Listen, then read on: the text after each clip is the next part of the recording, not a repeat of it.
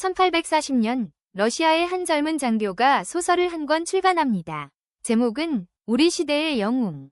주인공 페초리는 총명하지만 냉소적이고 매력적이지만 파괴적인 기병 장교입니다. 소설의 절정은 카카스의 작은 온천 도시에서 벌어지는 결투. 페초리는 한 여인을 놓고 다투던 동료 장교에게 결투를 신청하고 상대를 쏘아 죽입니다. 1년 뒤 소설을 쓴 그 장교는 카카스에 같은 온천 도시에서 결투를 하게 됩니다. 상대는 자기가 끝없이 조롱했던 옛 동기생. 이번에는 소설과 결말이 뒤바뀝니다. 총에 맞아 쓰러진 것은 작가 자신이었습니다. 미하일 유리예비치 레르몬토프, 26해의 생이었습니다. 1814년 10월, 모스크바, 퇴역 육군대위의 아들로 태어난 레르몬토프는 3살의 어머니를 결핵으로 잃습니다. 아버지는 아이를 외할머니에게 맡기고 떠났습니다. 펜자 지방의 넓은 영지에서 외할머니의 극진한 보살핌 속에 자랐지만 부모의 부재는 이 소년의 성격에 깊은 그늘을 들이었습니다. 어릴 적부터 병약했던 레르몬토프는 치료차 카카스의 온천지대를 여러 차례 방문했습니다. 거친 산맥의 풍광, 체르케스 부족의 전설, 코상 민요, 카카스는 이 소년에게 문학적 고향이 됩니다. 13살에 바이런에 빠져 시를 쓰기 시작했고 모스크바 대학에 입학했으나 교수들과 충돌해 2년 만에 중퇴합니다. 이후 상트페테르부르크의 근위 기병사관학교에 입학하여 졸업 후 근위 구사르연대, 러시아의 경기병, 프랑스의 위사르에 해당하는 구사르, 구저, 부대에 배치됩니다. 시인이자 구사르 장교, 레르몬토프의 이중 생활이 시작된 것입니다. 1837년 1월, 러시아 문학의 태양 푸시킨이 결투에서 사망합니다. 레르몬토프는 푸시킨을 개인적으로 알지 못했지만 이 소식에 격앙하여 시 한 편을 씁니다. 시인의 죽음, 스머트 포에타, 시는 푸시킨의 죽음을 애도하는 데 그치지 않았습니다. 궁정 귀족 사회를 자유와 천재와 영광의 교수형 집행인 이라 직격했습니다. 시는 수기로 베껴져 페테르부르크 전역에 퍼졌고 하루아침에 레르몬토프는 푸시킨의 후계자로 떠올랐습니다. 대가는 즉각적이었습니다. 니콜라이 1세는 레르몬토프를 체포하고 카카스 전선으로 유배시켰습니다. 첫 번째 유배는 오히려 축복이 됩니다. 카카스에서 레르몬토프는 데카브리스트 유배자들과 교류하고 조지아 시인들의 서클에 합류하고 현지어를 배우고 산악 풍경을 스케치합니다. 무찌일이, 메기리, 악마, 데몬 등 그의 대표적 장편시가 이 카카스 체험을 바탕으로 집필됩니다. 외할머니의 청원으로 페테르부르크 귀환이 허가되자 레르몬토프는 이미 유명 인사였습니다. 1839년부터 우리 시대의 영웅, 이문예지, 조국수기에 연재되었고 1840년 단행본으로 출간됩니다. 주인공 페초린, 지적이되 허무하고 매력적이되 타인에게 파멸을 가져오는 잉여인간, 위원영은 이후 러시아 문학의 거대한 계보의 출발점이 됩니다.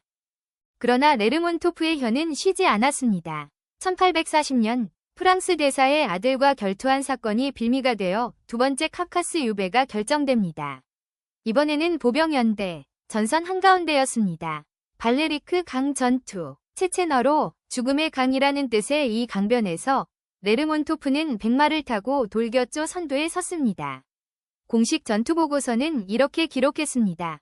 이 장교는 어떠한 위험도 개의치 않고 탁월한 용기와 침착함으로 임무를 수행했으며 적의 참호를 공격하는 가장 용감한 병사들의 선두에 있었다. 전투 후 그는 친구에게 쓴 편지에서 전쟁의 맛이 들었다고 고백하면서 전장을 이 재미난 일이 벌어진 골짜기라고 태연하게 묘사했습니다. 그러면서도 같은 전투를 소재로 쓴 시 발레리크에서는 전쟁을 무의미한 사륙이라 불렀습니다. 용기와 냉소가 한 몸에 공존하는 인간이었습니다.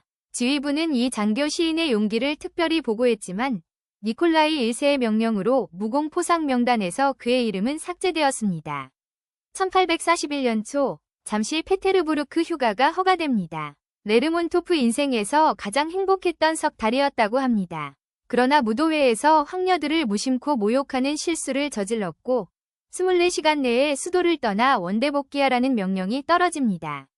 카카스로 돌아가는 길, 레르몬토프는 펴티고르스크에 머뭅니다. 우리 시대의 영웅, 위 배경이 된 바로 그 온천 도시.